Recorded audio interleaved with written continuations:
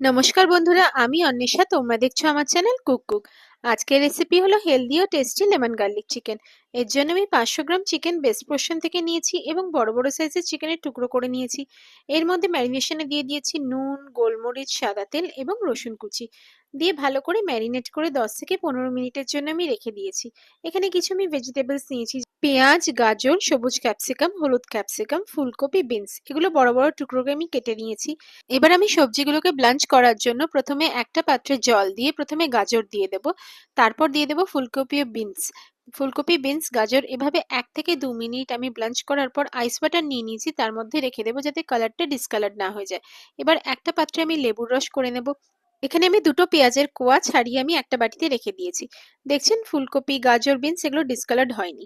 এবার ম্যারিনেটেড চিকেনগুলো আমি একটা প্যানে কুকড হতে দেবো। ভেজিটেবলস গুলো সতে করার জন্য আমি প্যানে বাটার দিয়ে দিলাম, তারপর খোলা ছাড়ানো পেঁয়াজগুলো দিয়ে 1 মিনিট নেড়ে চেড়ে নিয়ে আমি সবুজ ক্যাপসিকাম এবং হলুদ ক্যাপসিকাম গুলো দিয়ে দিলাম। এটাও 1 থেকে 2 মিনিট আমি জোর আঁচে নেড়ে চেড়ে নিলাম। তারপরে দিলাম 1 চামচ রসুন কুচি দিয়ে ভালো করে নেড়ে চেড়ে আবার নিলাম। তারপরে যে ব্লাঞ্চ করা সবজিগুলো আমাদের তুলে রাখা ছিল আইস ওয়াটারে, সেগুলো একে একে সবগুলো দিয়ে দিলাম এবং তার মধ্যে দিলাম গোলমরিচ গুঁড়ো এবং নুন। সবকিছু একসাথে ভালো মতো মিশিয়ে নিলাম। অন্যদিকে চিকেনগুলোকে আমি একটা পিঠ হওয়ার পর অপর পিঠ উল্টে দিলাম। আঁচটা লো টু মিডিয়াম ফ্লেমেই আমরা রাখবো। সতে ভেজিটেবলগুলোর ওপর আমি পার্সলে পাতা ছড়িয়ে দিলাম এবং ভালো করে নেড়েচেড়ে নিয়ে 10 থেকে 15 মিনিটের জন্য আমি এটা হতে দিলাম। অন্যদিকে আমাদের চিকেনগুলো প্রায় হয়েছে, 80% আমাদের চিকেনগুলো হয়ে গেছে।